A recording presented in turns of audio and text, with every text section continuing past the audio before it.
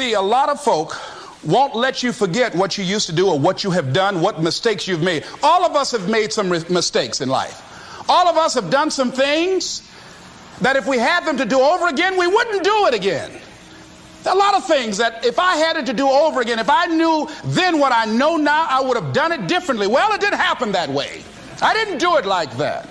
Oh, you don't want me to live that down? How you want to keep on putting that in my face about what I did? Guess what?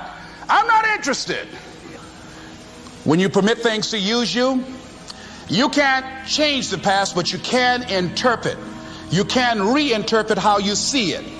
For years, I was going around with a heavy load on my shoulders, feeling bad because I was adopted, doing interviews for adoption agencies and foster homes. And I was on television once, and I told these people in this particular interview that I was given away, my twin brother and I, when we were 6 weeks of age. A friend of mine fortunately was listening to the program, and she said, "Les, I'd like to have lunch with you." And so I went over to see her. She said, when a woman carries a baby for 9 months, feeling that life movement in her, it's automatic and natural for her to learn to love that baby, to expect it to come here when she bears the pain to bring it into the world. Your mother, Mamie Brown, when she came in to adopt you guys, she didn't go through that process. She looked at whoever your biological mother was and said, "I'll take her." You weren't given away less. You were chosen with love. Same event, but reinterpreted.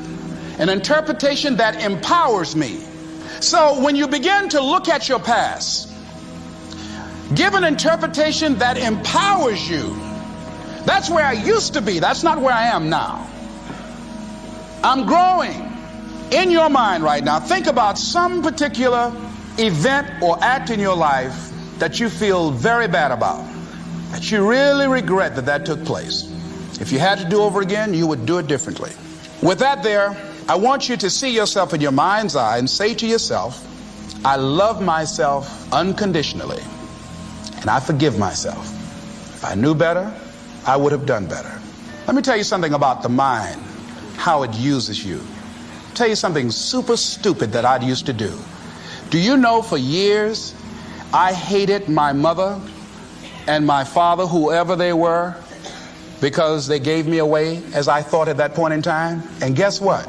I didn't have any faces for the hatred because I never saw either one of them.